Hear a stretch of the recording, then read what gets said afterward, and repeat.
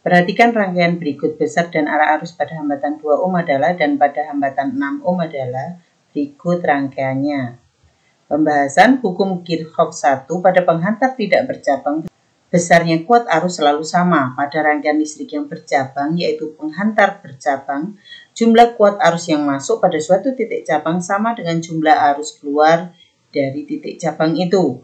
Hukum Kirchhoff 2, jumlah aljabar perubahan tegangan yang mengelilingi suatu rangkaian tertutup atau loop sama dengan 0. Sigma V sama dengan 0, di mana V bisa berupa epsilon atau gigi L atau I dikali R, yaitu kuat arus dikali hambatan. Kita gambarkan di sini epsilon 1 sebesar 2 volt, hambatan 1 sebesar 6 ohm, epsilon 2 sebesar 7 volt, dan hambatan 2 sebesar 2 ohm. Pada GGL yang pertama, yang paling panjang, lebih panjang ini kutub positif, yang lebih pendek kutub negatif. Demikian juga pada epsilon 2.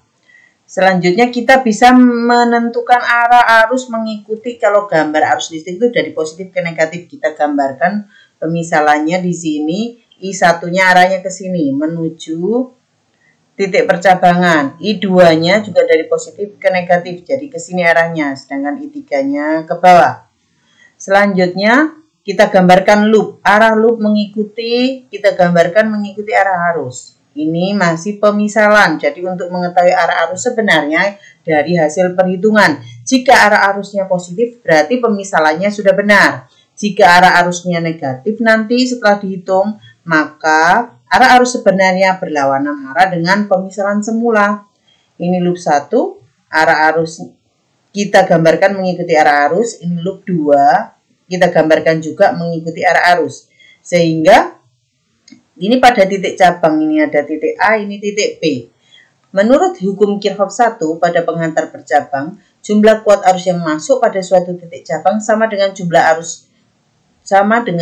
kuat arus yang keluar dari titik cabang itu. Jadi yang masuk pada titik cabang A yaitu I1 dan I2, ya jadi I1 tambah I2 sama dengan I3. I3 ini yang keluar dari titik cabang. Menurut hukum Kirchhoff 2, sigma epsilon ditambah sigma I dikali R sama dengan 0. Kita perhatikan loop 1 pada sebelah kiri. Sigma epsilon ditambah sigma I dikali R sama dengan 0. Sigma epsilon 1 waktu loop pemutar ketemu kutub negatif sehingga bernilai min. Sedangkan karena loop tadi digambar mengikuti arah loop ini, digambar mengikuti arah arus sehingga arah arusnya selalu positif. Ditambah yang mengelilingi rangkaian pada loop 1 ini I1.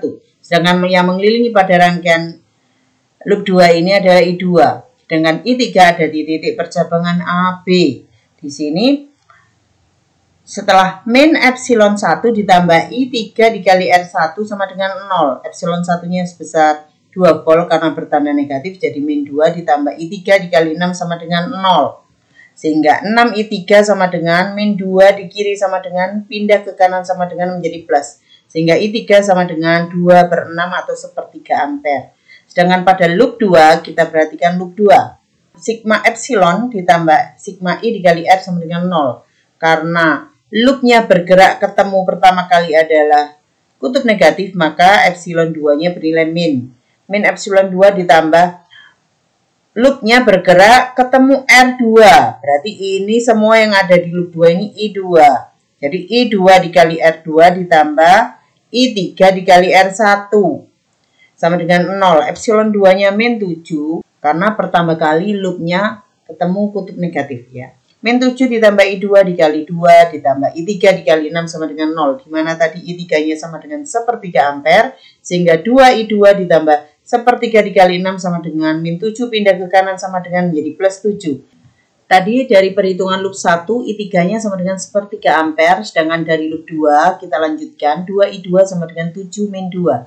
Sehingga 2I2 sama dengan 5. Sehingga I2 sama dengan 5/2 sama dengan 2,5 ampere. Gambar tadi saya tuliskan ulang di sini untuk mengetahui arah dari arusnya. Dari sini kita melihat I3 bernilai positif. Berarti arah arus sesuai dengan pemisalan semula. Jadi untuk I3 memang karena dia bernilai positif, berarti arah arusnya benar sudah dari A ke B. Jadi arus yang melewati hambatan 6 ohm besarnya 1/3 ampere dan arahnya dari A ke B. Sedangkan karena nilai I2-nya juga bernilai positif, berarti arah arus sesuai dengan pemisalan semula. Untuk I2 arah arusnya dari B ke A.